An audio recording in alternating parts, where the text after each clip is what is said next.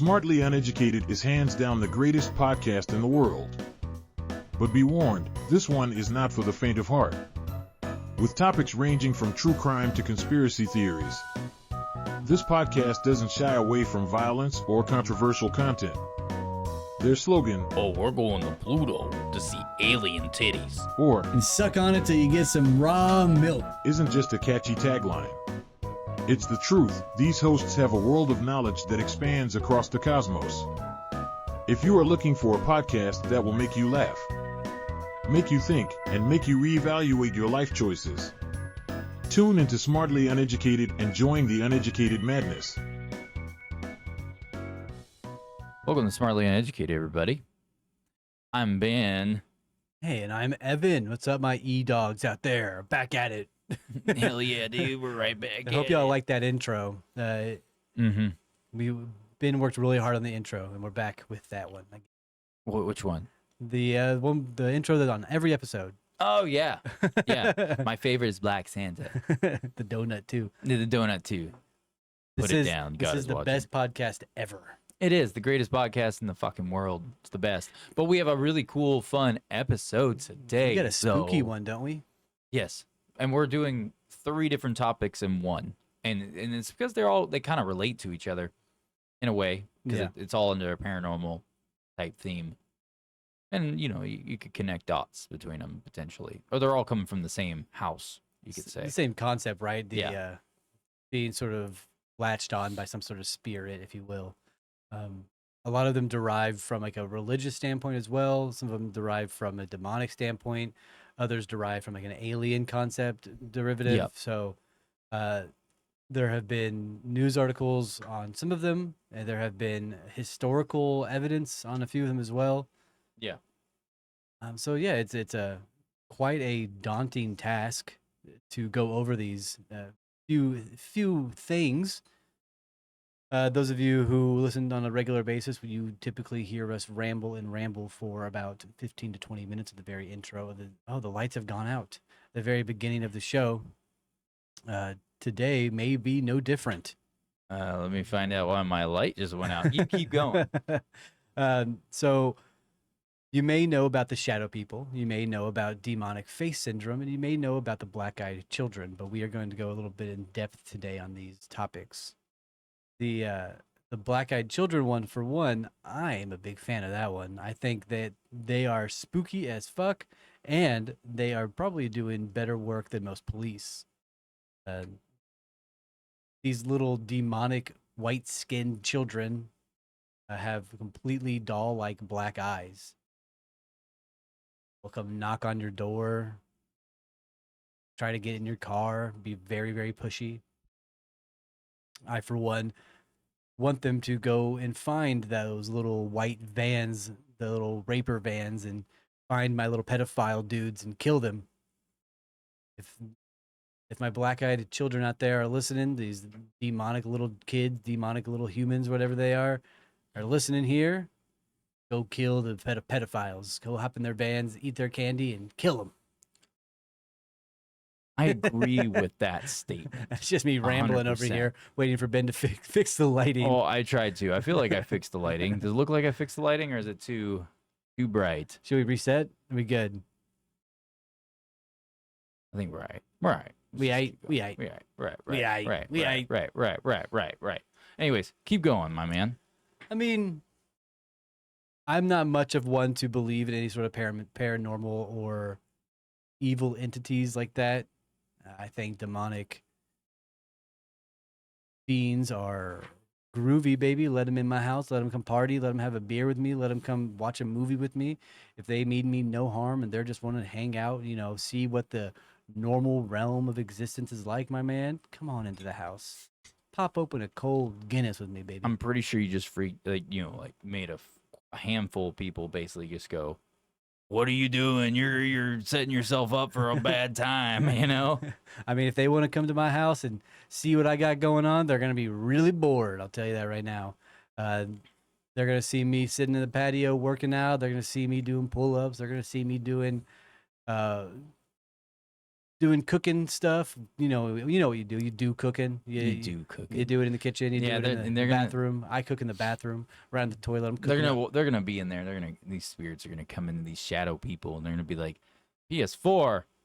We're on PS5. I'm cooking up some Let's turds go in the bathroom. fuck with the guy next door. He's got a PS5, or whatever the new Xbox thing is. I don't even follow this shit anymore. It's the Xbox dick sucker. Whoa. I don't know. This sort of thing is like it's unnerving for a lot of individuals. People who are very spiritual, very connected to a sort of existence that I can't get behind. The realm of unknown possibilities. Me, a man of science. Yeah. Science, damn you. I think the whole. So did we list off all of the subjects? Yeah. It's just the demonic face syndrome, the black-eyed children, which I went into very, very briefly, and then the shadow people. Yep. I just wanted to make sure we listed everybody. Yeah. Like, so they're all connected in a way. Like, they're all coming from the same category, same house. Like, you could draw lines between them because it's a paranormal type thing. And if there's any truth to them, a tenfold, then it's like, okay, then it's all probably coming from the same place. It's just in a different form, how it's presenting itself, Yeah, so the only thing that really solidifies any sort of validity in these sightings and spiritual things is that it's been happening over centuries. There's historical evidence and historical documents and religious texts talking about shadow people, talking about and the demon face syndrome. Or the demon, if someone's possessed, they get it will manifest. Like, sometimes you can see the face of the demon because it will manifest itself in a physical form on the person's face, and their face literally shifts into a different look. So not to harp on religious things at all, but in texts of religious beliefs, they talk about demons showing their face once they have taken over the world. They will come and show themselves to humans and regular human beings. I don't know the proper term for it right now. It's slipping my brain, but they will show themselves. Yeah. So I know that there's a lot of talk right now that the devil and the demon world have succeeded in taking over Earth and taking over our society. Yeah. I've heard that talk on a lot of different podcasts and a lot of different places a lot around the internet and around society right now. And there's another trend. I don't want to say a trend. There's another topic of discussion about like aliens in general, saying that like aliens are actually Nephilim, where they're the offspring of angels that have procreated with a human. There's that whole talk, and that's a spiral right there, bro. Like, that's a full fucking spiral. If you get into, like, you start reading on that, like, there's so many different talking points of like where people are coming from, of why they think it, like, and it's all from a faith-based, like, religious type aspect, dogma, that's where that is really centered in. So. Yeah. I mean, but it's really a fascinating thing to read about, though. It really is. Yeah, it has a lot of connotation to real world scenarios. There's talk in these different Bibles and Qurans and texts about how once transhumanism becomes a very popular thing, demons will come and show themselves, and different aspects of that reality, right? So we're in a very strong point in our society where humans are becoming more robotic, and they're changing who they are and completely morphing themselves. Yeah. There's been a huge rise in people going back to religion in the past 5 years as well. A lot of non-belief individuals, atheists and agnostic people are going toward religion at a higher rate than ever before in the past century. Yeah, no, for sure. I know that's been happening. I know that I started noticing it, I would say within the past 2 years is when it became really apparent. Yep. That it's happening, which nothing wrong with that. Whatever floats your boat, whatever you believe in is what Whatever you makes you fucking happy, believe in, right? Whatever. But I say what we should do is at the end of this episode, the last 5 minutes, we talk about, we give our own thoughts on that narrative of where our standpoint is individually. Sure. You know? Okay. But with that sounds said, cool. I'm into that. yeah. With that being said, let's jump into the shadow people. We're gonna start with the shadow people first. Very cool. And we'll just go one at a time, just through all three. So for people who have never heard about about the whole shadow people and things of that nature, shadow people are basically this type of phenomenon, like it's mainly reported in a lot of paranormal circles, and they're described as dark, shadowy figures that are seen at the periphery of one's vision. So it's like at the corner of your eye. So I'm looking at the camera right now. I'm looking at you guys, but all of a sudden I see like a dark, shadowy silhouette of a person right here. But I'm not looking at it. This is what we're talking about the peripheral vision. It's in your periphery of your vision, basically. So that's where you're seeing. All of a sudden you look and they're not there. Or another example would be it's at night or some shit, and you're going to bed, and you go to turn off your light. Like let's say you were going upstairs to the second floor of your house because that's where your room is, and you go to turn off the light, and you look. Let's say you just look to your left where the back of your house is. Let's say there's like your kitchen's on a hallway or something. And all of a sudden, right when you go to turn off the light, you're actually looking down there, but you're not like pinpointed looking, like finite detail, like I'm focusing on this spot, but you are somewhat looking in that direction, and it's not a peripheral thing at that point, or so heavily as a peripheral vision. And all of a sudden you see a dark figure of someone standing there, but there's light in the room. So it's not like the light's already off, and then but you're already in the process of turning off the fucking light. And it's not like a ghost, is it? No. It's weird. It's not they do not associate it with it being a ghost. Do they have from what I've read, they don't associate it with being a ghost. Yeah, correct. Wait, have you ever experienced this in your day-to-day life? I did when I was a kid. Yeah. When I was little. I never looked at it as a paranormal thing, though, when I was a kid.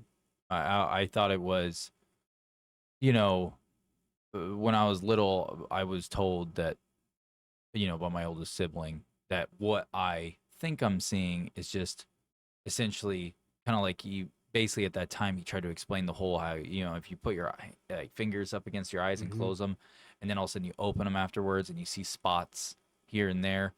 That's essentially what he tried to explain it as from a scientific, basically the scientific route, and shit like that. I do have experience. There is something that I've told you about that I'll share again. Because I don't think I've shared it on this platform of when I was a kid with my grandmother when she passed away. Yeah, I don't think you have actually. No, I don't think I've shared it on Smartly Uneducated before, but the whole black-eyed children concept, I have an experience with that, but not with children. That wasn't a child, but the person was. And it was a chicken. This is more of what when people hear this story, they associate with like ghosts and paranormal than they do anything else. At the time when I was a kid, I didn't associate with that. I thought it was just. As I grew older, I associate with like a traumatic experience because someone passed away, and my brain was doing all kinds of wild shit because that person passed away, and we were in that person's home and like all this shit. So, anyways, we'll get into that later. But that'll be a fun thing to add in when we get to that topic. Sounds fucking spooky. Yeah. So they would be in the peripheries of one's vision. These entities have sparked a range of theories and discussions from psychological explanations to supernatural interdimensional hypothesis. Damn. This report delves into, basically we're going to talk about various aspects of shadow people sightings, and talk about historical accounts and potentially some psychological theories with it, and just kind of like the paranormal interpretations. Now, this is based off of like research. This isn't like, oh, this is our interpretation of it. Yeah. No, this is just going off of what is the common consensus within these groups have talked about. So, anyways, you want to start off with the historical? So, the first one up is historical accounts. So, do you want to start off with that? Of course. So, there are a few ancient references. There are reports of shadowy entities being traced to ancient civilizations. Some cultures describe them as spirits or entities associated with the underworld, which immediately makes you think of like religion, things of that, of apparitions, right? And what really stood out to me was the Egyptians. They have a word for them as well in the Egyptian language. In the Egyptian mythology, shadow figures were often seen as representation of a person's soul or spirit, acting as a form of guardian or an observer. So, the word for the shadow person or the silhouetted person in Egyptian is shut, shut. I say shut. It's supposed to represent the person's being after they have passed away. So Egyptians surmise that a shadow contains something of the person it represents.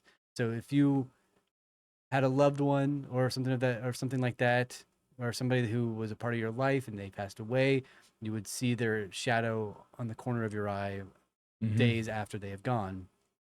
They also represented it towards statues. Statues produce a shadow, and those shadows would come to life, is what they would say, from the statues that they have built. There are representations in the medieval and the Renaissance periods as well. I just can't get past that. These shadow people have been talked about for thousands of years. The Egyptians had a fucking word for these shadow people, and if it's still been a phenomenon even today. Well, what I'm curious about, so if the Egyptians are labeling these shadow people as like an observer or guardian, right? You know, because that's apparently how they're categorized for them. A lot of the cases, even in the old ones that I've had the opportunity of like coming across, because I've come across you, because this isn't the first time I've dug in the shadow people before. I actually know quite a bit that I'm going to share that, you know, in tidbits as we get across it in our little report we've done. That is not, I guarantee, I don't think it's in this report. If it was, it would have already been, it would have been in this section. Yeah. But the thing is that I know that there's plenty of historical documented accounts. We're talking old times, like thousands of years ago, talking about this in a negative way, not as like an observer and guardian. I can understand like in Egyptian mythology, they see it as this.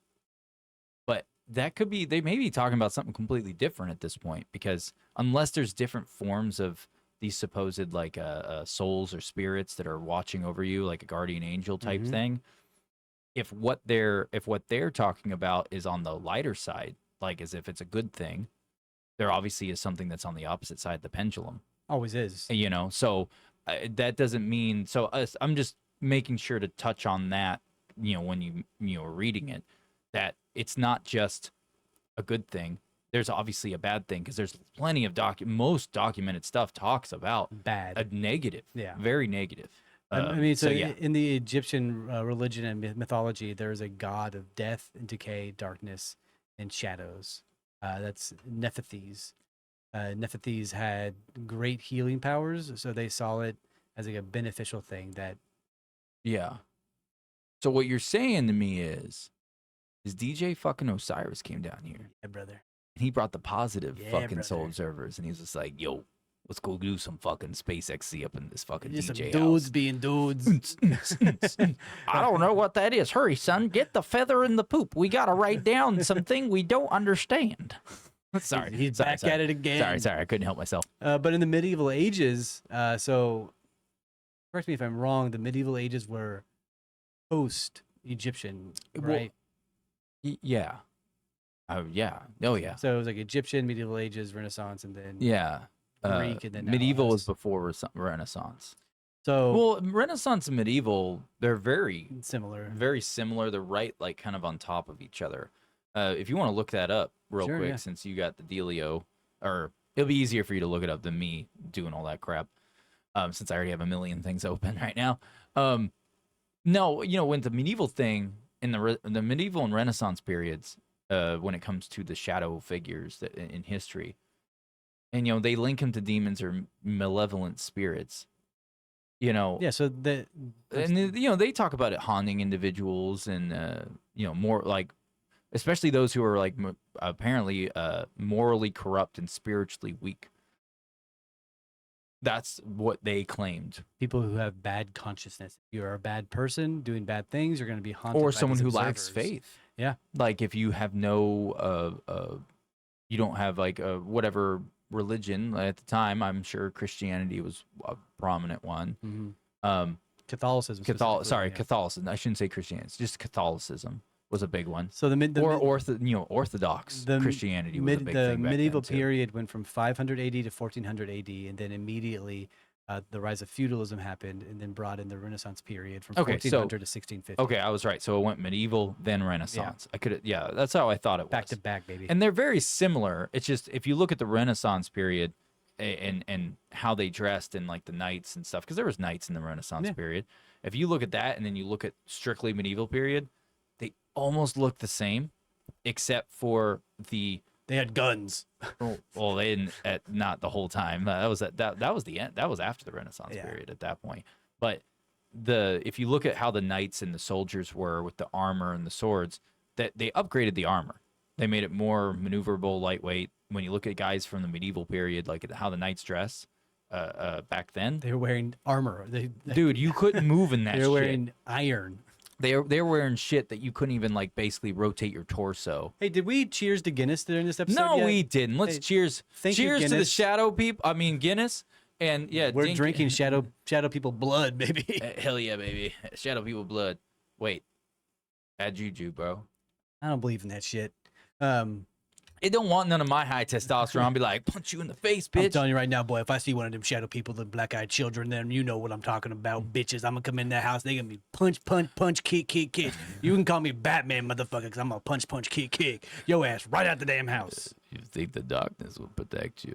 No. I was born in it. Shadow people more like me, bitch. I'm coming in hot. Shadow people like me, bitch. You have no fucking idea what you're walking into right now. What the fuck? You coming in here and you're gonna fucking hide in the corner of my house, bitch? I will fucking start burning this house down. Come on, motherfucker. You heard of modern technology, motherfucker? I got a gun, dude. I have an EMP in here, dude. It will fuck up your frequencies. Your vibrational sequence will fall out of fucking whack and you go back to whatever fucking realm of dimension you fucking came from. You got no fucking chance. Dude, you see that socket over there? That ain't no fucking 120 volt. That's a 220, bitch. What do you think's gonna happen if I fucking plug a little something into it? You're fucked. You fucking shadow people, dimension jumpers, you pieces of shit. Yeah, you like the shadow so much, bitch. I'm gonna start plugging in some UV fucking lights everywhere. Yeah, you don't like the sun, you're about to burn up to a fucking crisp. I'm calling done. Ghostbusters. They're calling me to bust you up, dude.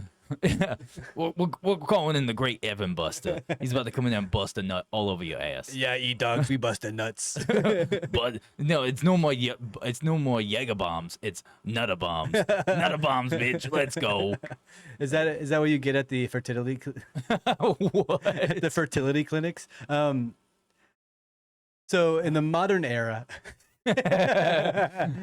We use protection in the modern era. The shadow people, quote unquote, became more widely recognized in the 20th and the early 21st century due to the paranormal research and media Coast to Coast and AM, Coast to Coast, Art Bell. Art Bell and all that. Dude, Art Bell was such a pioneer. If I can't stress it enough, if you have never listened to Coast AM, which is Art Bell stuff, go listen. I know there's going to be some things that you listen to on there because he brings people on and lets them tell their stories.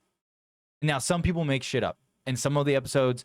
And the thing is, Art Bell is not someone who just believes anything. He's not someone that just go, oh, really? Well, I believe you. No, he gets objective with people. He literally will ask the questions that you would want to ask someone who's making these claims. He does a very good job. But the thing is, Art Bell in all those times... You just got to go listen to that. I'm not going to sit here and harp on Art Bell. You just go to the website coasttocoastam.com. Yeah, or even just go on the fucking Spotify. Spotify, and you don't have to have a paid account. It's all fucking free. Literally just search Art Bell or Coast to Coast AM. It will come up with the Spotify thing, and there's literally hundreds of, or I think over 1,000. Yeah, over 1,000. It's a lot, and they're all fucking amazing. And he covers... So go ahead. Some are like 6 hours long. Like yeah, and whoever uploaded to Spotify broke that into like 2 episodes. They'll put like part 1, part 2. But when that was recorded, that was one fluid deal. But he could only air it in increments. It's all very, very cool. Art Bell, rest in peace. You were a pioneer for people like us to Art do Bell was this silly little show. Oh yeah, Art Bell was my go-to podcast when I had long drives. Mm-hmm. Very captivating because he has so much different content from everything from paranormal. To music, to news, to weather. Yeah, he covers literally every aspect you could think of. It's really fascinating shit. So, anyways, let's move on from that. You were going into the modern era. Oh yeah. It became recognized It in the became 20th like century. it became popular because of Coast to Coast Yep. in the modern time, which Can I give a people began to tie it to like little demons in your house. yeah? Can I give a comment on the modern era part? No. Okay, cool. I'm going to do it anyways. So, one of the reasons why it became more popularized isn't just because of like, what, Art Bell stuff, right? That started in the 90s Yep. or whatnot, or late 80s and going into the 90s. Before that, it was already being wildly talked about, like in the 70s and Would 60s. you say wildly talked about? Really? Wildly. Really? Mm-hmm. It was wild on a wild side, yes. Yeah, buddy. Yes. Anyways, but yeah, no, they were already talking about before that, and they were talking about in like the 70s, early 80s, 60s, because you can literally look up tons of accounts, like the newspaper articles in towns, and then that paper article would get traction. Next thing you know, it's in a bigger newspaper article that's now covering statewide. Now you'll have to go into whatever history archives to get it, like the newspaper archives to get it to pull up. But it goes back a ways. So it's like, there's obviously, I think the reason I even bring that up is because we've become more and more interconnected over time, where we have more seamless connectivity for communication, and people's stories are able to reach more people now, of their accounts of what happened, like their testimonies. So it's like, that's why there's the big difference between back then and now of this publicly being talked about. You know what I mean? Yeah, absolutely. So, anyways, do we want to move on to the next thing? I wanted to read this short paragraph. Remember, we got 3 topics to go through. So, well, I won't read the whole thing then. Just that I got on this website called Fascination with Fear. It says shadow people are purposely elusive, coming into your peripheral vision but darting away when you turn to look. There are entire websites dedicated to the stories of people who have encountered with them, or know someone whose life was cut short when they inexplicably died in their sleep. People describe seeing dark figures in the doorways of their bedrooms or hovering over their beds, walking down stairways, lurking in hallways, or just simply appearing in front of someone, rendering them unable to move, struck with fear. Some folks have woke up from a deep sleep only to have relentless pressures on their chest, making it hard to breathe. So yeah, these it's shadow like sleep paralysis and shit. Yes, so it ties a lot to. It's funny you say that. We're about to get into sleep paralysis, so Yeah, it talks specifically on like the sleep paralysis aspect, right? Like people wake up from their sleep seeing things in their room, apparitions that are standing over them with red glowing eyes and darting across the room, not letting them move. or even the cases where they can't see anything, but it's as if something's there with you out of nowhere, and it's holding you down, and you've lost all control of your body. You can't move, you can't do anything, and it's not. And I have firsthand experience with this. With my previous relationship, happened all the fucking time. To her? Mm-hmm. Oh wow! All the fucking time. Never happened to me fucking once. I was fine. I was like, sleeping in the same bed. You're like, I have a theory on why hers was happening. But I'll save that until we get to bad that conscious, point. right? No, I'm maybe, I don't know. I don't know. No, I don't think so. I think it was more. I'll explain that later. But anyways, are you done with what you just read? Because I was gonna go. I can keep going on, but yeah, I'm good. Okay, well, it goes into what you were talking about. This is more so in the shadow people topic. We're going to talk about real quick the psychological theories of this, right? So getting away from the paranormal part and more of kind of like focusing more on like a scientific explanation first. Of perhaps why it even happens, right? Yeah, exactly. So the first one, like you just said, was sleep paralysis. So, which is one of the most widely accepted explanations of shadow people sightings and sleep paralysis, which I call bullshit, because a lot of the shadow people sightings I've ever read about and heard about, which has been a lot, they weren't asleep. They're wide awake. They're out and about moving around. So it's like, okay, well, then how is that wildly accepted? Fuck off. We're next. Well, No, I mean, it's widely accepted in the terms of that is like the most talked about version of a shadow person, right? one that stays consistent. So in sleep paralysis, when people have it, they always claim that there's a shadow person. Correct. Yeah, I got you. That's the most accepted explanation to why you have sleep paralysis. Is somebody's there. Yeah. Something is there. And then the next part of the sleep paralysis would be the explanation of the sleep paralysis, of having these experiences. So it says that the research suggests that these hallucinations are a direct result of the brain's attempt to make sense of the paralyzed state of the body, leading to projection of shadowy figures, which I can see why they would want to go that route with it. But at the same time, the only conditions I've ever seen where your brain, because that tells me your brain is producing its own production of DMT at that point, for you to see something of that nature, to produce a hallucinogen. The smallest amount, because that's where it's coming from, is from the natural DMT production in your head. An NDE, right? In near-death experience. Yep. So, can I give a clarification just for people if they don't know what I just talked about was? Please, yeah. So, I know I just brought up DMT, like holy crap. So just so if you don't know, DMT, your brain naturally produces it.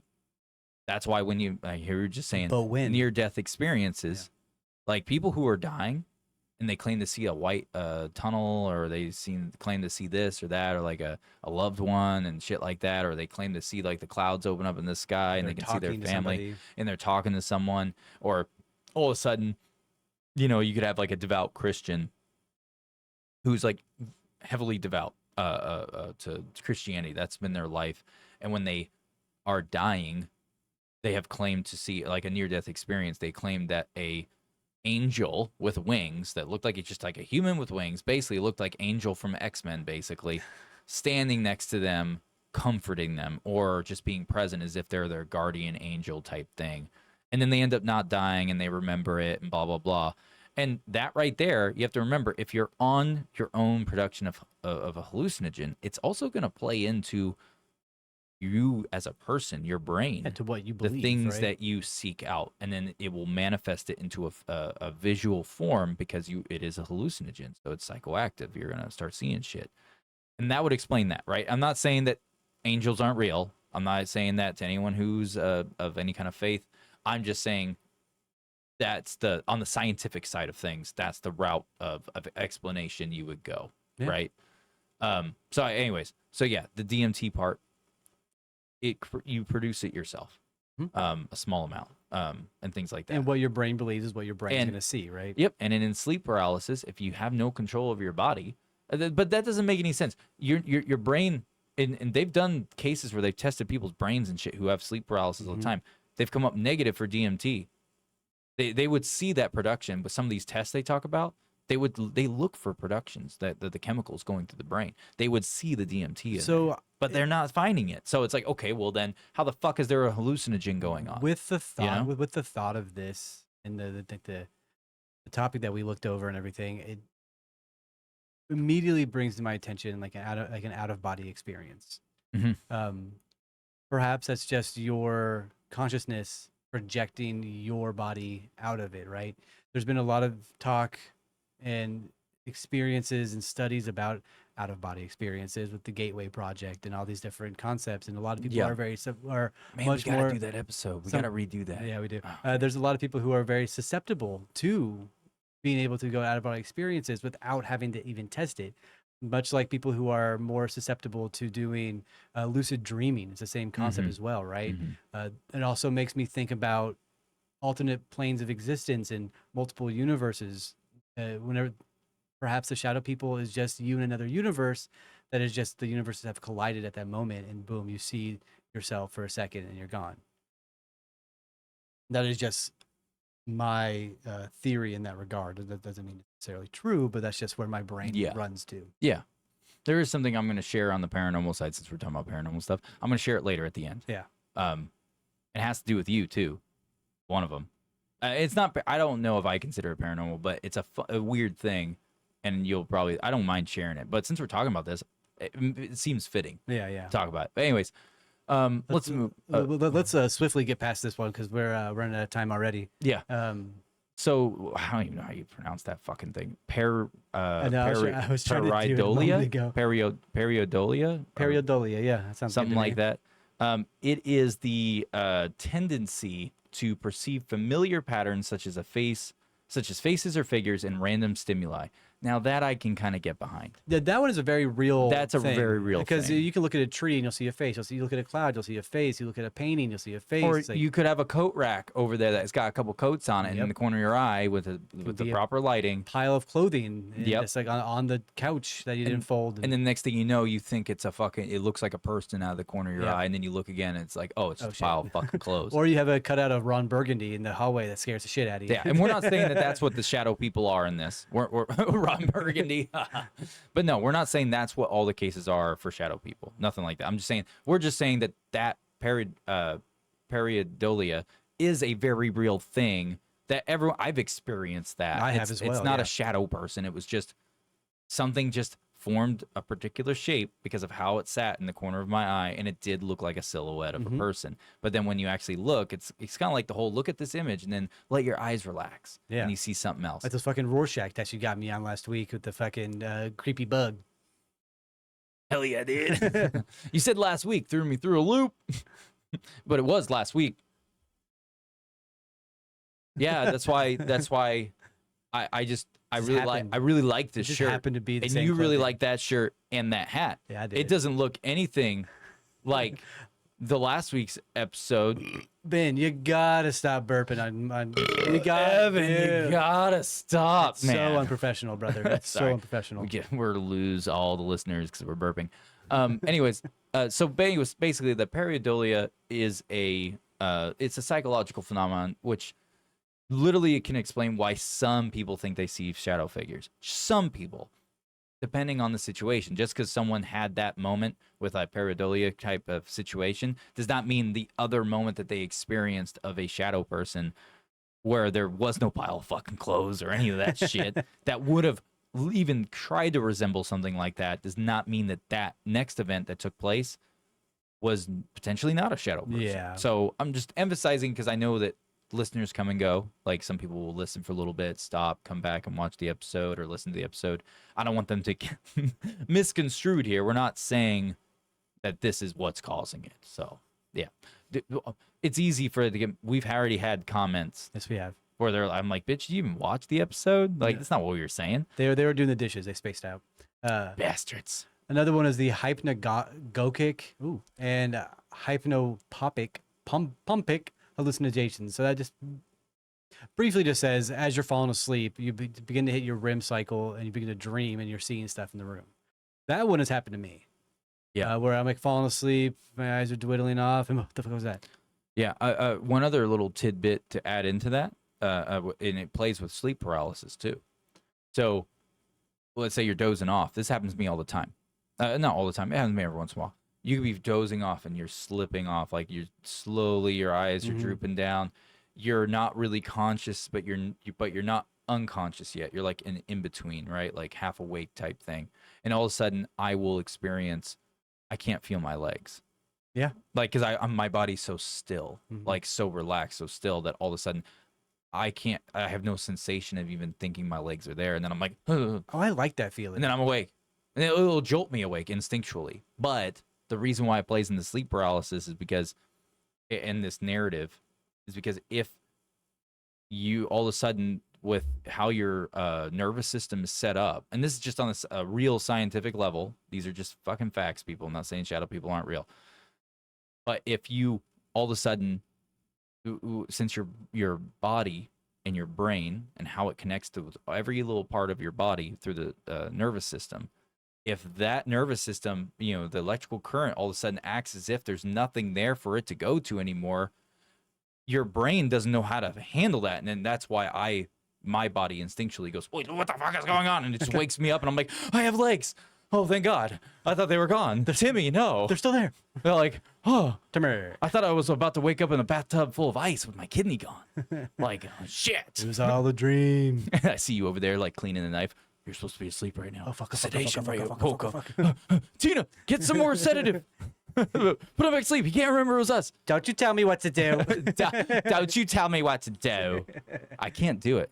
Don't you tell me what to do. Hey, that's a man. Don't you fucking tell me what to do. This is how Tina really talks behind closed doors. She's like, she has her nice, angry Brooklyn accent, female Angry tone. Brooklyn accent. I love it, and that's a compliment, Tina. But Oh, don't worry. She does not listen to but this. the moment the doors are shut and no one else is around, it's just you and her. Her real self comes out and she's like, "Listen, bro, you get over here and you take off your fucking clothes. We're doing this." Anyways, sorry. Let's move on. I just crossed a line. I shouldn't have said that. Although I'd pay $10 to do what? To hope that she would do that voice on you. Wait, where were you going with that? Where are motherfucker? you going with that? I was saying I would pay her $10 to do what? to do the voice. Like the moment the doors are shut, all of a sudden she just like puts on this like, "Hey, get in here, but take off those fucking She clothes." wouldn't do that. Not even for $10. Well, $100. No, she'd be like, "Fuck you! You're stupid as shit. I ain't doing that." It's How about dumb." $350? She's like, "You're dumb." How about $350? You're dumb. How about $350? You're dumb. How I ain't about doing $350? that shit. Yeah, I know. She would talk shit on me the whole time, and I love that. I love Tina. Yeah, I want to hang out with your wife. Needs to be on the podcast. She wants to come on. Well, we can have her on soon. next Sunday. Okay, let's plan that out. Yeah. Yeah, next. Anyways, let's move on. Where were we? So we did the pareidolia. So let's kind of burn through this so we can get to the mythology and Well, we just need to current get things. over to the demonic face. Yeah. We're about to jump right into it. And the scary children. Because now that we've covered the back end, we can talk about the paranormal side of things. The last one that was on a scientific type of Hypnagogic. oh yeah, that's what you were saying. Oh, we already covered. Yeah, that. we already did that. Oh, my bad. Yeah, my bad. dingus. Okay, so let's talk about like kind of like the folklore and mythology a little bit. Just kind of breeze through it. I'll let you go. Why don't you speed read, my man? Yeah, for sure. We don't have to speed read, but you know what I mean. Like we're not gonna sit here and Shut up. lollygag. The folklore and mythology. Native Americans have talked about it. European folklores have gone about it with legends of witches and nocturnal creatures. There's literature and media that go over it about malevolent beings, deep-seated fears of universal human experiences, seeing things in the dark. People are naturally scared of the dark because of, predators and whatnot. So through stories around the fire, people will say, "Hey, don't go out in the darkness. There's scary things out there." And then children will begin to see things and write it down. Witches tell stories and so on and so forth, right? These stories get passed on for centuries. Urban legends and internet forums rife with accounts of shadowy people sightings. Can you scroll down so I can keep reading? Oh, my bad. I didn't realize it was. Yeah, I'm speed reading here, baby. Are you here? These stories involve encounters with haunted locations. So think vampires, think ghouls, think scary hotels and haunted places. Yeah, supposed places that are haunted, and then it gives Yeah. you that guise, and that's the narrative that you think when you go there. and Absolutely. so- You say you go into a haunted house, like one that you pay for, you're gonna expect to be scared. So you're gonna be prepared for every corner, and every corner is gonna be scary. Yeah, no it matter plants what. the seed in your head. You Absolutely. know, and then it blossoms. Anyways, keep going. So then there's my theory is the interdimensional beings. Theories. And this is the paranormal interpretations. Yeah, that shadow people and interdimensional beings that occasionally cross into your reality. Hypothesis suggests that entities exist in parallel dimensions and are visible for certain times under certain conditions. I'm more inclined to believe the paranormal interpretation, like the interdimensional beings, because of the gateway experience, Yep. because of what they specifically talk about in there that they say that they and not only what we that happened. experienced ourselves as well. Yeah, it's just being in that Isolation chambers, yeah. yeah, it was a deprivation tank. Yep. Being in that first time, Mhm. yeah, tenfold, bro. Yeah, so I mean, Um, and if you've ever done like psychedelics or things of that nature, psychoactive drugs, especially harder ones, you begin to see things and talk to things. Yeah, and then the one psychoactive hallucinogen that is the one that I consider the top tier because it's the natural production in the head, which is DMT. But the thing is, if you do DMT and you do it with a group of people, like another person in the room, and they're doing DMT, you end up seeing the same fucking thing. Oftentimes you'll see each other too. Yeah, it's really weird, especially the entities that show up, Mhm. the one main entity. Yeah, I have a past, and I can tell you right now that me and that person did not tell each other what we saw. We just wrote it down, and it was the exact same fucking thing. That's cool. Trippy as fuck. Creep me out. Anyways, moving on. So next one would be like ghosts and spirits. So, another kind of like common consensus of this is that shadow people are ghosts or spirits of deceased individuals. Paranormal investigators often link sightings to haunted locations where the presence of these entities is believed to be stronger. So, just to move past this, one comment I want to make on it is that when you say ghost or spirit, I know that they're saying past deceased individuals. A spirit or a spirit, especially the term spirit, that can technically not be like a deceased person. If that stuff, if you believe in that kind of thing, it doesn't always mean it's a deceased person. It could be an entity, a spiritual entity that is not someone who was human at one point in time. It could have been someone that was, I don't know, if you're a faith-based person, either a demon or an angel or whatever, however your interaction was with it, that your experience. Or it could be on the alien side of things, because you can still say spiritual in that sense, because you can align spiritual type narrative and term with like, a being on a different plane of existence, and how the vibrational frequency and synchronization for it to even interact with you would be on what we perceive and the common person sees as like a spiritual interaction, right? So I just wanted to clarify that, because I hate it when people lock spirits and ghosts into the same fucking thing. It's like, no, ghosts are ghosts. Spirits has always been this kind of rotating door where it can apply to both different areas. So I wanted to make sure to clarify that one point. Can I read this one and then? Or no, you can go ahead and do that. Well, I want to make another point after that go one. ahead. So we have the malevolent entities, which is just like the feeling of dread, fear, physical aberrations, right? Which is pretty standard for people with sleep paralysis. But one thing that I noticed that this did not mention is that a lot of documents have stated that people with schizophrenia, dementia, and other ailments that are mental often see these shadowy people and will talk to them. There's a video specifically online of a guy who's a video game streamer who has schizophrenia really bad. Yeah. And there's a video of him talking to somebody on his couch that isn't there, and then him being like, "Oh shit, you're not fucking real." And then he closes his eyes and yells, and then goes away. Since we're at the closing of this particular topic, right? One thing that we did not talk about in our report, mainly because I was going to talk about it verbally anyways, just because it didn't need to be on there. But the shadow people cases, there are quite a bit. Camera. Oh, my bad. There are quite a bit that are very, very, very, very documented. Is that one working? Where'd you get that? Sneaky fuck. Anyways, there's quite a bit. He fucking sneaking that in there, huh? Huh? He's picking his nose for cave goblins. Boogers. Gotta get them booger shooters. Yeah, that's why I was like, "Where'd you get that from, bro?" That's a green goblin right there. No copyright to Spider-Man. His fucking tism showing. Yeah, sorry about that. But no, it's just I forgot what I was even fucking saying now. Dementia, schizophrenia. Oh, okay, yeah. So I didn't talk about in this. Basically, in a lot of cases with in well-documented cases of shadow people, there have been some that are. It's so hard to dispute it. To try to disprove it, because when you read about some of these cases, I implore anyone who's listening right now, go look up, just literally Google very well documented shadow people occurrences. I did, and you will come up with photos and video of it being caught on camera. And the creepy part is that footage was actually analyzed by police. Yeah. There's one case I watched. I want to say it was like 2 years ago. Maybe it was 3 years ago. It was back when we had the old platform before we started Smartly Uneducated. I want to do an episode on it, but we never got around to doing an episode particularly on it.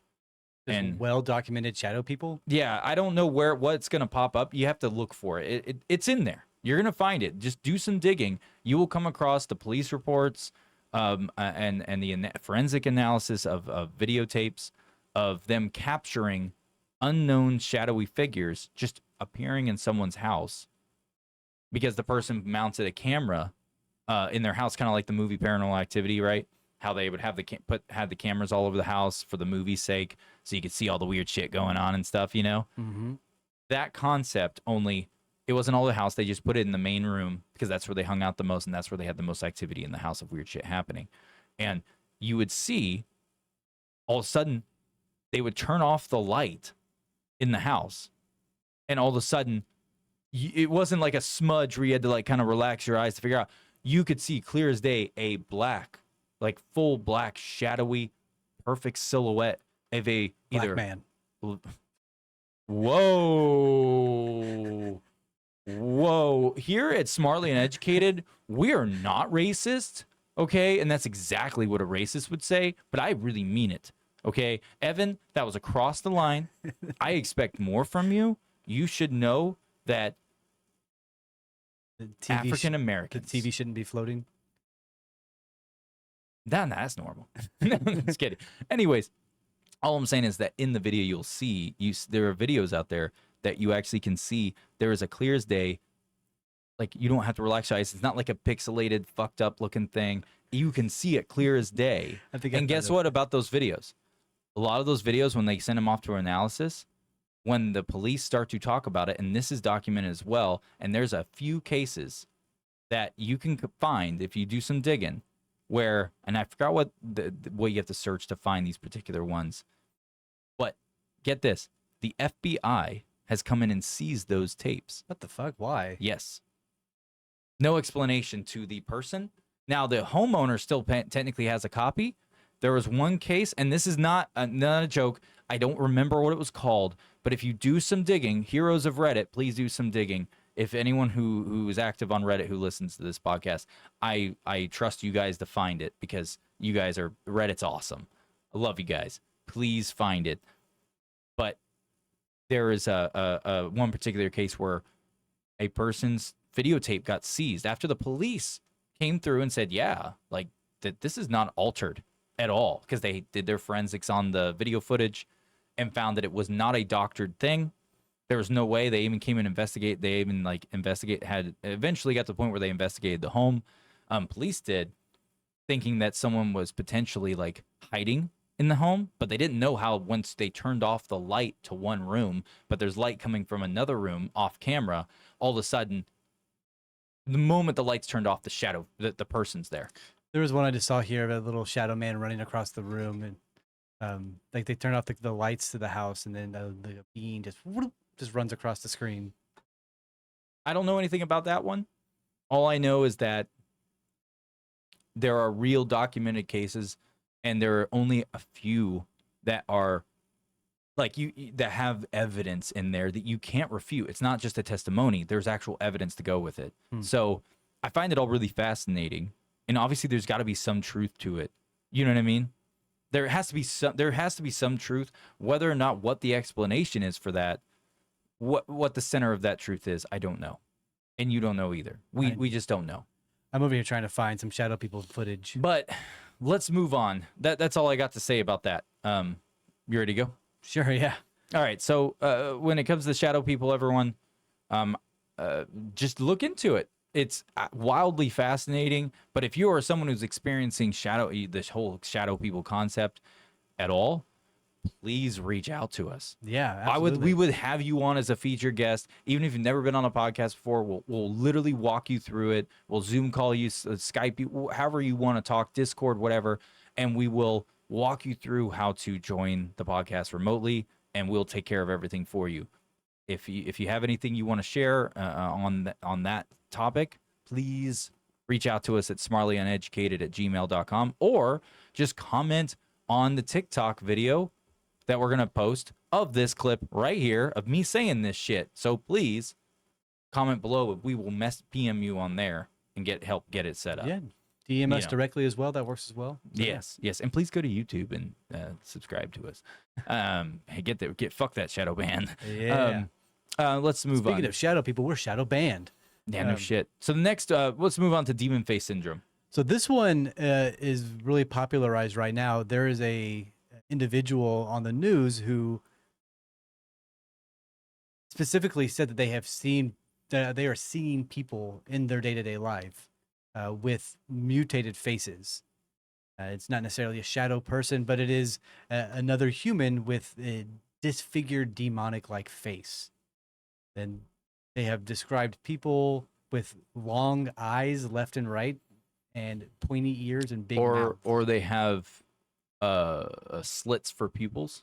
Yep. As if they're almost like snake eyes, almost like reptilian type eyes. Not saying reptilian aliens, but it could be. They could be alien, because one of the other theories is with these the demonic face stuff is alien human hybrids, where their veil that they have on that makes it to where you can't see them. Now, granted, I'm sure people have seen the videos that you don't know if they're altered or not, of media influencers to politicians, celebrities, where all of a sudden they turn their eyes or they do this, and you see someone in the background, and their eye like morphs into a slit. It glitches out, right? Yeah, and then, but the thing is, they're zooming way the fuck in on a recording, and that's like pixelation. And some of them are straight up, you can tell, are just pixels trying to form in the rendering of the camera, or just a bad edit, right? or a bad edit. But then there are some that I've seen that were in like 4K, and supposedly it wasn't doctored. It was like on live TV, and it was a snippet from live TV. And there are some out there that you go, "What the fuck was that?" I've seen a few that are really stomach churning, and you see it and you're like, wait a second, what the fuck just happened? Hold on, Georgia, back that up a bit real quick. I gotta see what's going on with that. You need to pause that TV right now, because I don't know what the fuck I just saw. I don't know what the fuck that was. So I forget the individual. They came forward and went to the news and different entities and media outlets saying that they're seeing demonic faces everywhere. I think it's a psyop. The individual in this entry I found it right here, is actually Maggie McCart. They are an administrative assistant at the Illinois University who suffers from a very rare disease called prosopotomia You're popping morphosopodia. that mic so bad. Prosopometamorphosis. Anyways, just really get to the land of the plane. It inflicts patients with variety of wild hallucinations when they look at someone's face. If you were to look at through McCart's eyes, you'd experience a world where faces appear to be made of tree bark, or an unnaturally contorted, or perhaps completely swapped out with a mythical creature's. I think that's bullshit. I think it's bullshit. I bet you anything that her frequency, I think her vibrational frequency in her body is at a different frequency. She may be at a frequency, not by intention, just by accident. Maybe. Evolution. Yeah, maybe she just naturally was at that frequency where she's able to see other things that are at that frequency, or at least close enough in the frequency, and that's why you're seeing the face. I wonder if she's redheaded. On that face. You know what I mean? Yeah. I wonder if she's redheaded. Well, you and gingers. Jeez. No, they talk about redheads being close. I know, it's a joke. She is redheaded. They talk about redheads being like closer to the god race, or the alien species, alien hybrids, right? Yeah.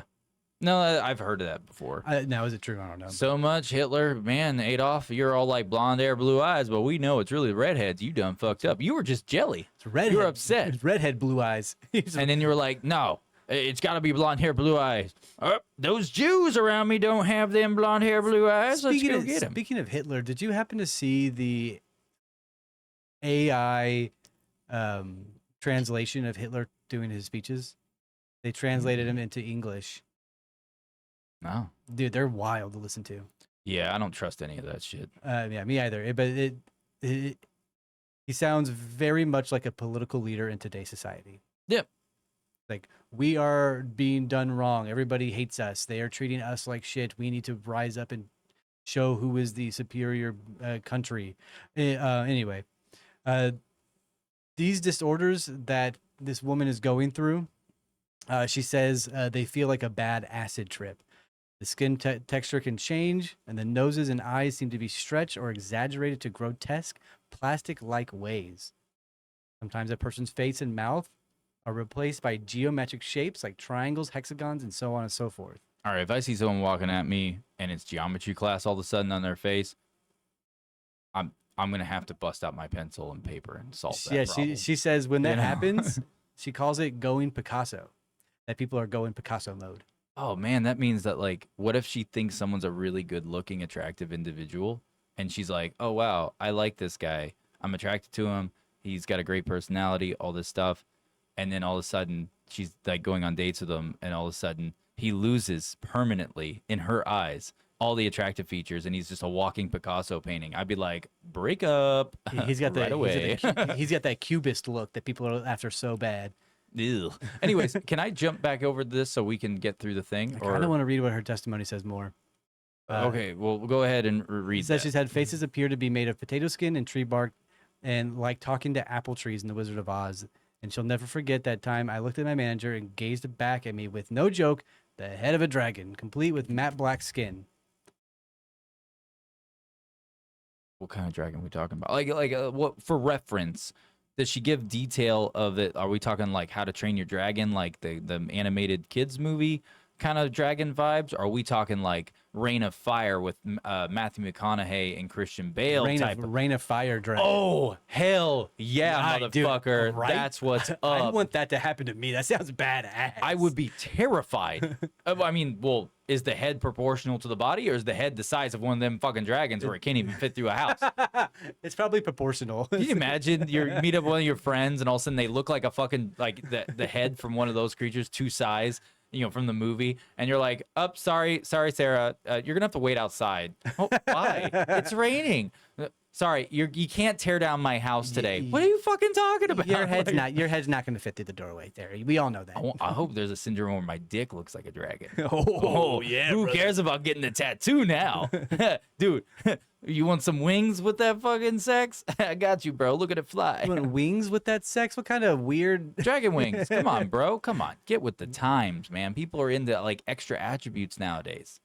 No one likes a circumcised dick anymore. I'm gonna make you They're feel all wanting the weird ones with the sock on the end. I'm gonna make you feel like you're flapping in the wind, baby. Hell yeah, dude. Anyway, let's move on. New term. They shouldn't call it the bat wing when you like from Waiting, the movie. I know, Ben. I'm making sure you know what I'm talking about. I just went to Waiting, so you better be fucking on par with me. Thank you. Yeah, like from the movie Waiting. Well, I was making sure you knew what I was referencing. It was a random reference. It's an old movie. I mean, I'm an old man. But we're geriatrics here. Yeah, we are geriatrics. Anyways, let's move on. So when it comes to the demon face syndrome, I'm gonna blow through this whole clinical diagnosis crap because I want to get into the juicy stuff, which is the paranormal side of things. Yeah. Because I have, anyways, so psychiatric conditions, schizophrenia, bipolar disorder, delusional disorder, schizophrenia we mentioned earlier, which there could be cases that were due to schizophrenia. Yeah. Because it can cause hallucinations, delusions, and disorganized thinking, all these things. Bipolar disorder, now this is on the extreme end of bipolar disorder, but bipolar disorder, if you're having a manic or very severe depressive episode, people who have that disorder, one of the things that you could experience is hallucinations, and then they, throw in there, including those of demonic figures. And it's just like, well, yeah, maybe. Who knows? But that's on the extreme end of bipolar disorder. Normally with bipolar disorder, hallucinations are not super common with bipolar disorder. No, they're not. But that's just on the extreme end. But I think that's a stretch to throw that in there. The other one is delusional disorder. So this involves basically persistent delusions that are not linked to schizophrenia. Some individuals may develop specific delusions involving demonic faces or entities. And what they're really getting at with the delusional disorder, what that really is that, like, I'm sure everyone's met someone in their life who just doesn't live in reality. Like, their perception, like the person who has that disorder, their perception of themselves and the world around them is wildly skewed. Mm-hmm. It's like you could show them a flower and a yellow tulip, and what they see is a wild grass onion, like, because they choose to see that because they don't want to see reality, and then it goes into delusion because they enforce it themselves, and then they end up being stuck in it because it's kind of like you tell a lie long enough, it ends up becoming to you real Truth, right? and then you don't forget it's a lie. Deep down in the back of your head, you know it's a lie, Mm-hmm. but you've been doing it for so long that you're like, oh, I think there's a part of me that think that actually did happen. Well, there's a so I'm just gonna go with it did happen still. There's a psychological thing where if you pretend to be somebody that you're not, you end up becoming that person, right? So if you're a beta bitch who is very weak-minded, very weak-skilled, but you begin to pretend that you're some powerful alpha, like strong-willed person, you Mhm. will eventually become that strong-willed person. Yep. And Yep. you will then lose that weak-willed mindset. Yep. I know I used alpha and beta. I fucking No, hate those terms. I know, but it's the very, easiest way yeah, to do it. yeah. And no, I agree with you 100%. Everything you just said is to a T accurate. I've seen that a lot. In fact, that was one of the ways I mean, hell, that's how I changed who I was as a person. Hmm? You know, I mean, not with the whole, like, you know, that narrative of what the examples you gave, but just with other things, like, you know, within myself that I wanted to be something different. So I ended up projecting myself internally that way. I didn't do it overtly on the outside. I just kept doing it in my own head to get me to change my mindset of things. And eventually it stuck. You know, most And I went people, right into most it. people want to be more confident in their life. I've always been fucking confident. I decided 5 years ago that I wanted to be depressed and upset and sad all the time. So look at me now, baby. Oh, hell yeah, dude. Dude, you are killing it when it comes to being sad. Like, oh my God. Pro. Dude, bro. I'm saying pro. Oh, bro. But yeah, I'm a pro. Bro. I'm a pro. I'm a pro bro, I'm a pro sad bro. Pro bro. bro. I'm a The pro. pro of the pro bro I'm is pretty serious. I'm a pro brono pro. Okay, we got to stop with the bro. Anyways, moving on. So My favorite part of this is the Charles Bonnet syndrome. He's like one of the first individuals to be linked to having molecular psychosis, to where he's beginning to see things that are not really there, and that was Really? in like 1810. no shit. Yeah, he has been recorded seeing lines and faces that were not existent. So he'll be looking, say, at a tree, and he'll see humans walking in the trees. So he's one of the first people to have the effect of that sort of Or are psychosis. you just saying that shit for attention? It's very possible, right? This is the 1800s, dude. They're all making shit up. They're all bored and hated their life. I would hate my life too if I lived in the 1800s. You should see this Kidding fucking me? guy though. Yeah, it's actually, he was born in 1720 in Switzerland and died in 1793. Okay, even harder on the case. If I lived in the 1700s, I'd commit suicide as an infant. Fuck all that. Miserable fucking life. Fucking hell. Anyways, I'm moving on. Neurological conditions. So, temporal lobe epilepsy, saying that seizures originate in the temporal lobe, can cause complex visual and auditory hallucinations involving grotesque or frightening imagery. Well, the thing is, with epilepsy and these seizures, if you look in the temporal lobe epilepsy, usually the people who experience that, they're not going to be functioning properly physically. They would be, it's an epileptic episode. They would not be able to sit there and go, holy shit, what's up with that person's face? They're gonna be like that. You should look up an fuck image of the demonic face as well and put it up there for the viewers. I will. And then the next one, you already talked about Charles Bonnet. The next is substance-induced psychosis. Drugs, baby. Yeah, basically drugs. But now we're getting into the paranormal theories on everything. I'm pulling up that picture real of quick. course. Did you want to? Well, it'll just show the representation of what the faces that people were describing, especially most modern representation of what it is. The faces are very elongated from left to right, wrinkly in the mouth and the brow, with really pointy ears. Don't do that one. Well, it's just Yeah, you can do that one. these are horrible images. No, that's what the media put on national television of what this woman was seeing. What this Yeah, individual and was then seeing. what this guy was seeing. This guy describes nightmare symptoms. This is the guy that I was reading about the other day. Let me pull that up. So He's everyone a can Tennessee see. truck driver. So everyone look at this here. So this right here, this image. Pull it up. So this is him right here.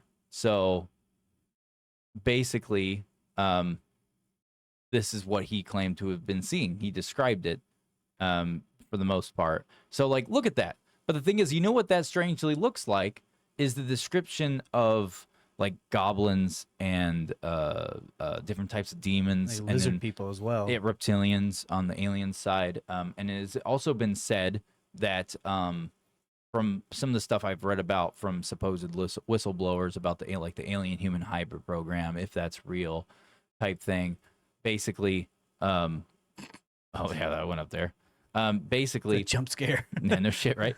But basically, that these alien human hybrids, they may look like us for the most part, but there are some alien human hybrids, depending on which form of alien, whether it be a reptilian, the gray, things like that, one of the grays or whatever, it changes how they look. And that art picture that we just showed you guys is that looks just like the description of what alien human hybrid looks like supposedly when it's done with a reptilian. So it's like part of me really does not think that this whole demonic syndrome thing, that is something they recently put a label on it. It is not old. It's not from 30, 40 years ago. It's within the past 15 fucking years that they gave that label. Which seems like a very hasty thing to do. They weren't even researching it very long. It was like they researched it for like 6 months and were like, we know what's causing it. But no, you don't. Every time there's some type of label put on something, they supposedly did some research into it, these medical professionals, they end up changing that 20 years, 30 years later when they have more data and are like, yeah, we were wrong about it the whole fucking time. Turns out it was nothing like we thought it was before. Well, for this particular case, his name is Victor Shara. Talking about the guy I just showed a picture of? Yeah, he is one of 75 people in the world who have this disorder, apparently. Yeah, but there's other claims of people who see that shit. More than the 75 people who supposedly have it. Gotcha.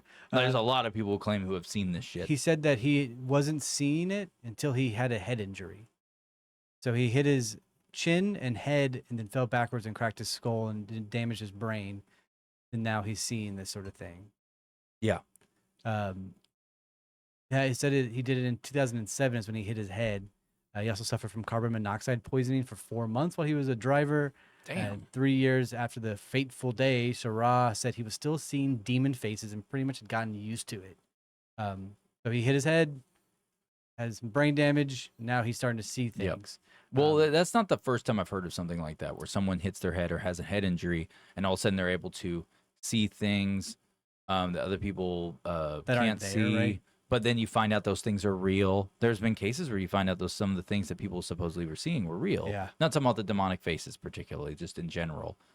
So it's like, I know they talk about there are certain aspects of the brain that are like literally locked to us, like on a conscious level, that are locked. We can't tap into. Hence why the gateway experience is such a big thing that we need to do an episode on. Yeah.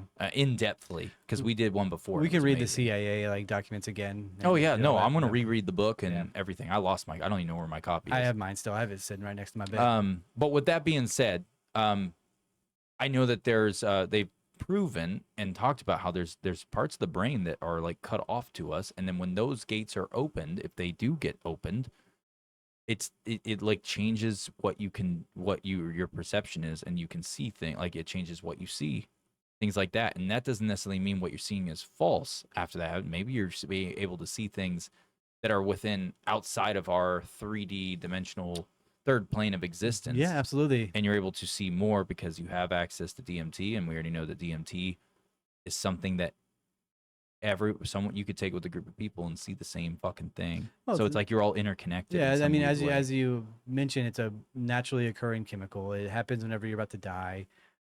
Your body releases it whenever it's in fear or danger. It's similar to having the adrenaline rush. If you do it with others, you're connected to them spiritually. It's a very spiritual thing, just like peyote in that regard as well. Yeah. Yeah, So. we'll talk about DMT some other time, some more, because there's stuff I was about to start saying, but that's gonna take us off topic. It's derived. I want to jump into these paranormal theories because this is where I really wanted to get to at this, because I'm inclined to believe I'm more leaning towards one of these other options. Correct. Than anything else. You and me both.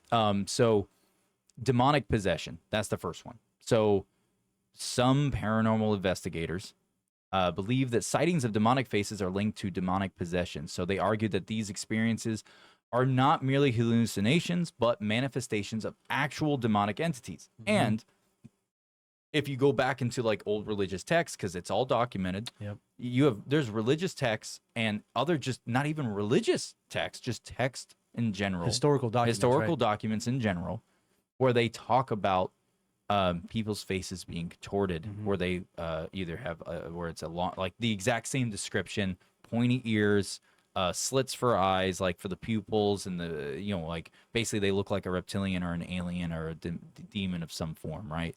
Whatever you want to label it as. It goes back a ways. So it's like, and all those things align with what these individuals are seeing in today's society as well. yeah. And sorry, I guess I didn't really skip ahead. It was the next thing to talk about, which was the historical accounts. The next, this is the one I really wanted to do: aliens and human human hybrid, the alien human hybrid theory type thing. Either just straight up aliens or alien human hybrid.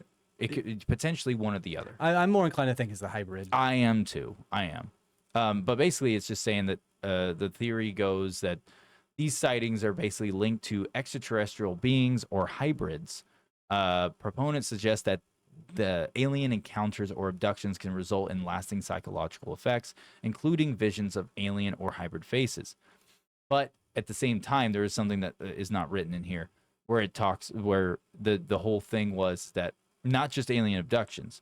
You don't even have to go through an alien abduction for this to happen. There is actually a whole investigative circle within the paranormal community that has to do with not just religion and ghosts and spirits, but on the alien and UFO side of things, where if you they bring in the whole vibrational frequency into things.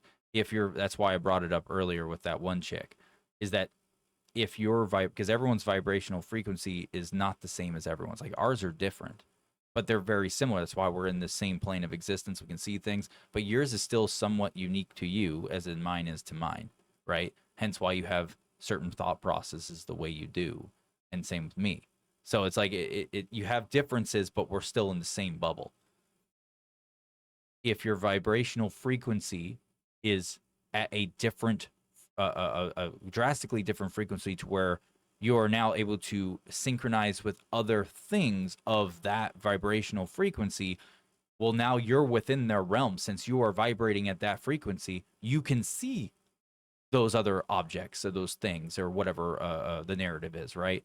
So it's like with this, if they're at a different we already know with aliens, so since we're talking about aliens and alien human hybrids, apparently they operate at a completely different frequency than us.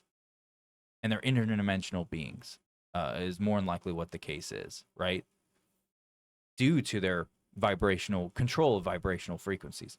So if you are aligning naturally with them, because even if you didn't intend to, sometimes that happens. They have documented, they talk about in the gateway experience, there are some people that naturally were at a different frequency closer.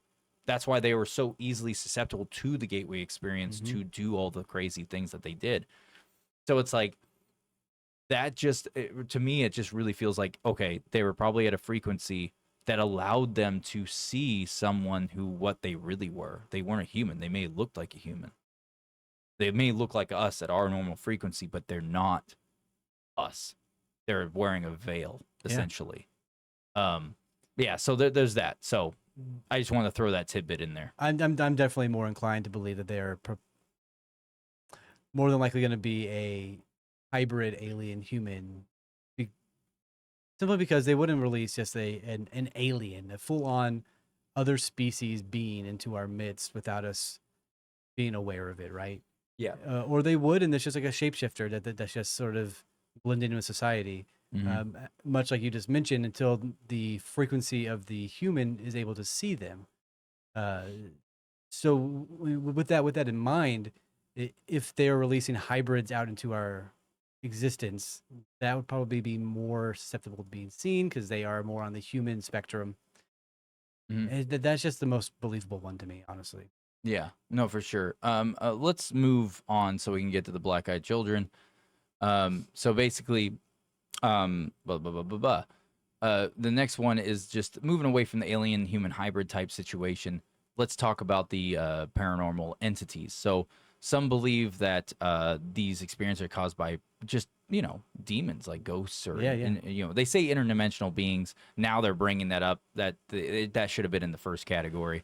That's stupid. But basically these entities, they're really just talking about demons.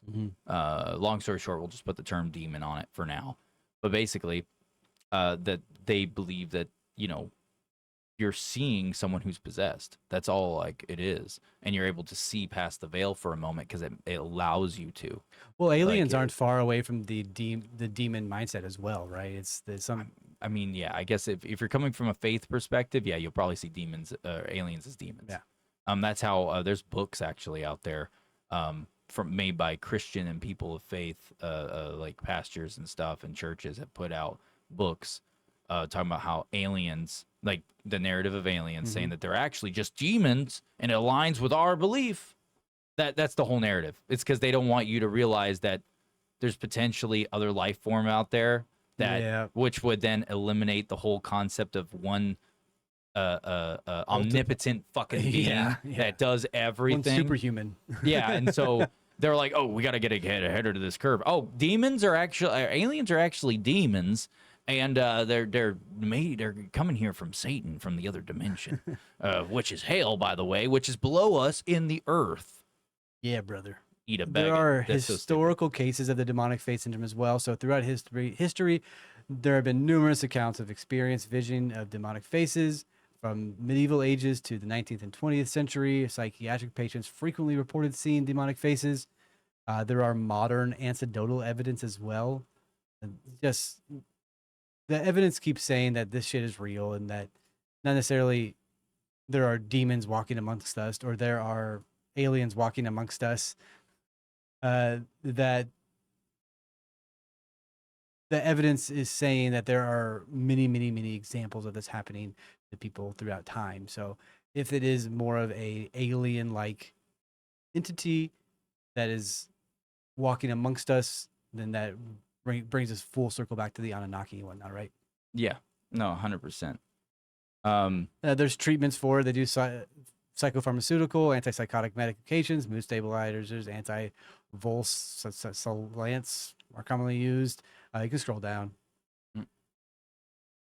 Paranormal interventions. They would do exorcisms on people, and they cleanse their spirits by burning sage and trying to get rid of the demonic possessions. Just pretty much for the most part, they have these entities and they have these experiences, may it be brain damage or caused by an injury, and then you're able to see demonic faces everywhere. Yeah.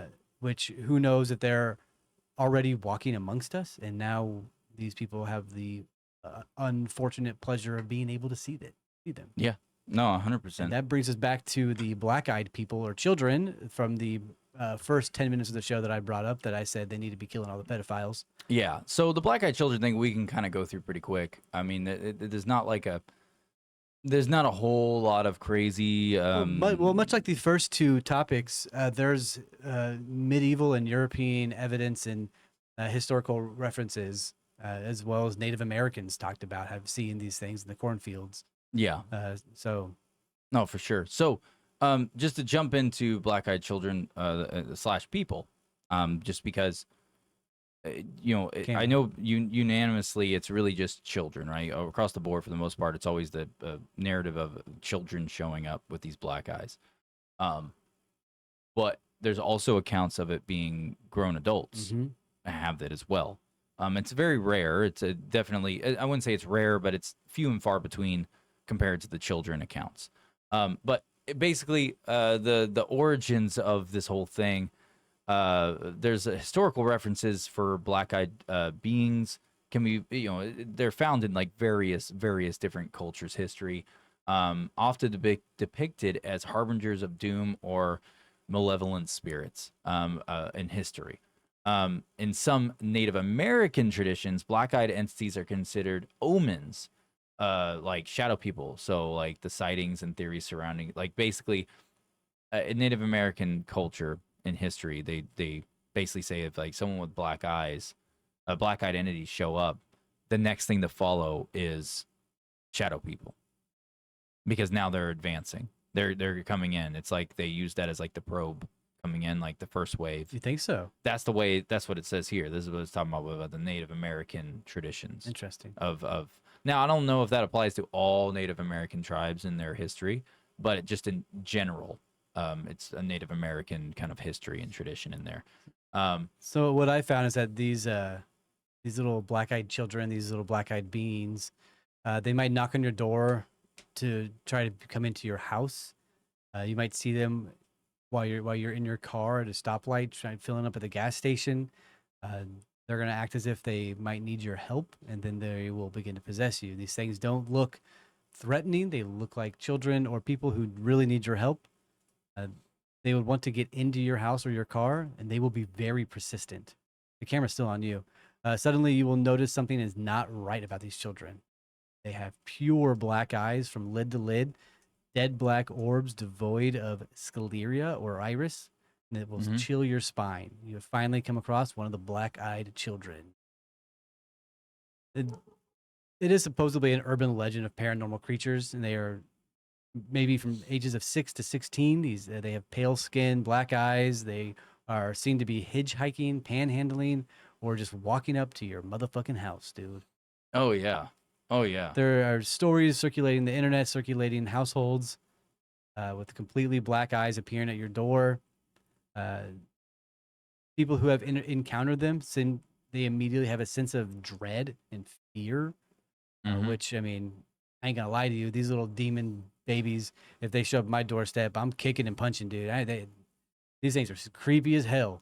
Yeah, and you know, the whole so it gained a lot of traction, the whole black-eyed children concept back in basically the 90s. That's where it really blew up. Oh, my bad. That's where it really blew up. And you know, it was followed by different, like, for instance, journalist Brian Bethel. He described an encounter with two children whose eyes were completely black, a story that quickly spread across internet forums and paranormal communities. Bethel's account, which there are numerous similar reports have surfaced with witnesses describing encounters with children exhibiting unnaturally black eyes and invoking profound fear into the environment. Like your senses go off and like you just get filled with fear. Some people have said that these creatures have talon-like feet and hands too. Sometimes I've never heard of that. I'm not saying that that's not an account. I'm just saying I've never heard of that. All the black-eyed children sighting stuff that I've looked into, they looked like kids. Yeah, to a T. Except for the eyes. The eyes would be pitch black. This Brian Bethel guy is a Texas native, by the way. He's a Texan. I want to get him on the pod. Yeah. Want to get him on the pod. He's from Abilene. So the reported sightings of the black-eyed children. So we got like personal accounts of the black-eyed children typically occur in isolated and unexpected places, such as at a home late at night, driving on a deserted, like a isolated road, not near any kind of city or homestead, or in like vacant parking lots where like there's like the world's asleep around you, even in the city, but yet you're in a parking lot. It's like 3 o'clock in the morning on a weekday. Bars aren't open that late. You know, no one's out there, doing the bar hop and things like that. And you're in you could say one account I know of was in a Sam's Club parking lot. Well, it was after hours. It was like 3 o'clock in the morning. The person was on a road trip, stopped there to get rest, to just sleep, and woke up to a child at his driver's side door knocking on the window. And then all of a sudden there was another kid that he realized that was behind him. And he said he couldn't see their faces at first. And whenever he turned on his light or whatever, he turned on the light, I guess, whatever light it was kind of the way I remember reading about it. One of the descriptions was the angle. It was like one of those lights that inside the cab can swivel like this. Yeah. So he just turned it on so he could see more of what was going on. And that's when he saw that the eyes were completely black. There was one instance, the camera. There was one instance. I know. In Vermont, in the middle of nowhere, where there was two elderly people who were living in the middle of nowhere, and there was a knock at the door, 3 knocks, 1, 2, 3, and the elderly woman opened the door to a young boy and a young girl who were looking down at the ground. They asked if they can come inside to wait for their parents to get there. And then the elderly woman and the elderly man were hesitant, but eventually they did let them in. Which once they were inside the house, the two children wanted to use the restroom, which then two elderly couples sent them on their way to the restroom. And while they were there, they were giggling and having fun. You can hear like laughter. And the elderly woman went to go check on them. And that's when the lights to the house went off. And then you can hear the children say, "Our parents are here now." And then once she opened the door, they had disappeared. And the elderly couple found their animals dead in the backyard. Yep. And other sort of spooky occurrences like that. Yeah, there was actually another case I read about where there was this homestead, and it was an older sibling, so it was a girl and two girls at the house. One girl was like 17 years old, the other one was 10. And just to give context before I say all this, the 17-year-old girl was well respected, like in that little community they lived in, because she was known as a very honest, loyal, hardworking girl. She did a lot of agriculture stuff, things like that. Like she was very, she was trustworthy and well respected, basically. And what happened was that someone in the middle, it was like 10 o'clock at night. The parents weren't home; they were out doing something, like dating. I don't remember what it was, but it was just the 17-year-old was babysitting her daughter, her sister, who was 10, and all of a sudden they got a knock on the door, like prominent knocks, not like little taps, like as if a grown adult knocked on the fucking bam, door. bam, bam. And it was the type of door where you could walk up, from what I remember, because I listened to a recording of her talking about it. And it was the kind that has like the window in it, so you can like move. It has like its own little shade that's like this big, so you can like look through one little bitty glass. And she looked through and then like looked down because nobody was at head level. And she just like looked downwards and she saw two children standing there. And then there was like another kid standing like literally like a ways away, like 10 foot behind them off the porch. And she was like, "Can I help you?" Because she noticed that, like, she said that when she went to the door, the closer she got to the door, she said, like, I already thought to myself, like, I already knew it was weird that someone's knocking on the door because of where we live. But we also have farmers who will come by, friends of the family. Yeah. And so she said that she was like, I didn't think it was too out of place to get a knock on the door at 10 o'clock at night, just because we are so interconnected with everybody. People would knock on our door at 10 o'clock at night. And she said that she said word for word, every step she took towards the door, every step, all of a sudden, like everything inside of her being basically said something's not right. And she could like feel it in her gut. And it was just like, just red flags were going off in her head. And then by the time she got to the door and then saw the children, she was like, what the? Because like some of these kids were like, one of them, like they all looked roughly between the ages of like 7 to 10 years old. Damn. So like basically her sister's age. And everything about the kids didn't look right. Like it just didn't seem right. And then on top of that, she said that she couldn't, she didn't see their eyes yet. She could see like their faces, but she wasn't looking into their eyes. She was just like looking around. There's seeing fucking children here. Yeah. And then she was like, pretty much saying like, hey, what are you doing here? Like, are you okay? Whatever. That was the first thing out of her mouth, because she was like, this makes sense. Because if someone had pulled in the driveway, the way she explained it is that there's only one way into her driveway and there's only one way out. That like, there's not like, you can't drive through a field to get there. Like you can't drive through that, even in like an ATV. It's not how their property's set up. And it was like a big long stretch, so you can see the little driveway to the road, and then the road offshoots at an angle, so you can actually see down the road through the front door window. But it's all dark out there because there's no lampposts or anything, because they were pretty remote. And she just basically was saying that she was addressed to them like, wait, are you okay? What are you doing here? Like, who are you? Like, what's going on here? Like, she was really confused. And then she said that the child, the one closest to the door, was like, can we please come in, and can we make a phone call? And she was like, who are you? Like, I'm not just like letting a bunch of random kids into my house. Like, so anyways, I started blasting, dude. Just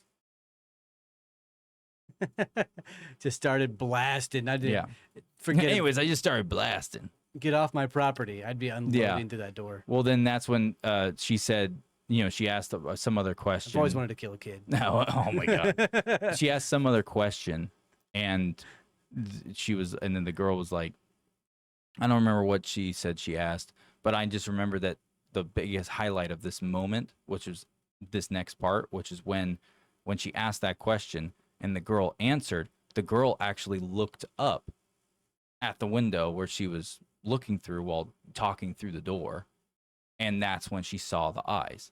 It was pitch black eyes. Like there was no white, nothing, solid black. And she even like went on to explain that the light that they had on their porch, if you're standing where those first two kids were, you can see everything clearly because it's a bright light for that vicinity right there. But anything outside of that, going down like away from the porch, where you like right pretty much at the edge of the porch, leaving the front porch, anything on that point, you wouldn't be able to see identifying things like with the eyes, things like that, because the light doesn't carry that far. Dude.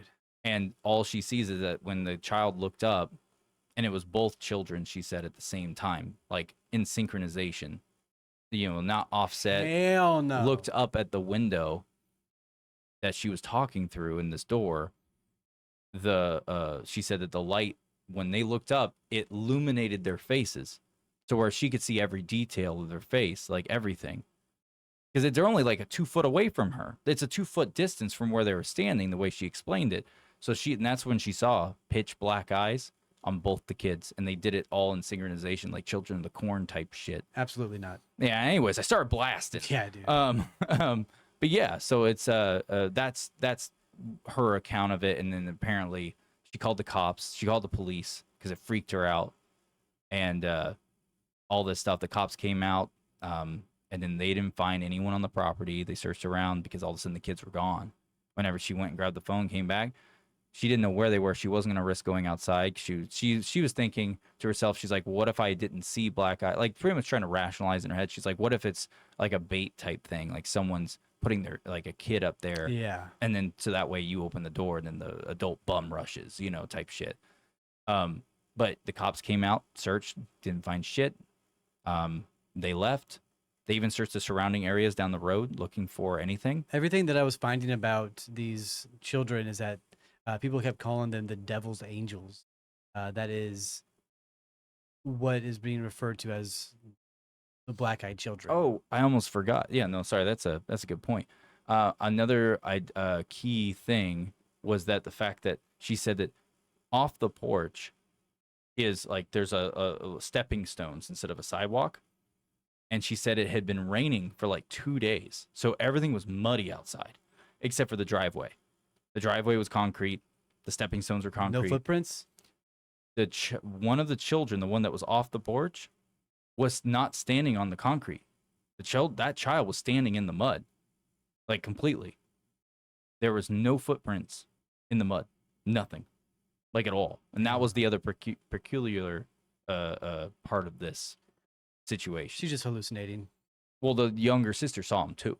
Dude, fuck. Because they came back. So after the cops left, they had another occurrence with the children again. Like literally like 5 minutes after the cops are gone, or 10 minutes. Next thing you know, they have a knocking on the door.